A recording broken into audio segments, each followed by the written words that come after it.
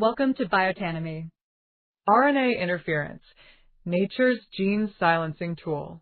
RNA interference, or RNAi, is a natural post-transcriptional gene silencing mechanism that cells use to regulate gene expression and defend against viral genomes and transposons. It's a sequence-specific gene silencing process triggered by small RNA molecules.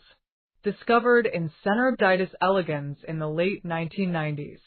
RNAi works after transcription, targeting mRNA, and is hence highly sequence-specific. They utilize small non-coding RNAs like siRNA or mRNA and function via the RNA-induced silencing complex or RISC. 1. siRNA. Small interfering RNAs are typically exogenous in origin, derived from viral infections or introduced synthetically into cells.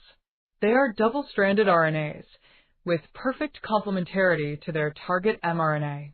These double-stranded RNAs, produced by various means, are recognized and cleaved by dicer, an RNase 3-family endonuclease, in association with TRBP or TER RNA binding protein, producing 21 to 23 nucleotide siRNA duplexes.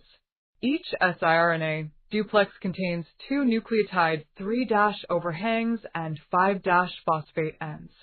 Here, one strand, known as the guide strand, is complementary to the target mRNA, while the other, called the passenger strand, is typically degraded during RISC activation. The TRBP dicer siRNA complex or RISC-loading complex is then loaded into the Argonaute-2 or AGO2 protein within the RISC complex, where strand selection occurs. After the selection of the guide strand, it is retained for mRNA targeting, while the passenger strand gets degraded and dicer and TRBP dissociate to form mature RISC or RNA-induced silencing complex. The RISC complex, with AGO2 as its core catalytic protein, binds to the target mRNA via the guide strand and cleaves the mRNA, resulting in its degradation and silencing of gene expression. Before we dive into gene silencing by mRNA, I just want to take a moment to say thank you for watching. I hope this video is helpful and that you're finding the topic easier to understand as we go along. If you're enjoying the content, please consider subscribing to the channel. It just takes a second to click the subscribe button right below this video.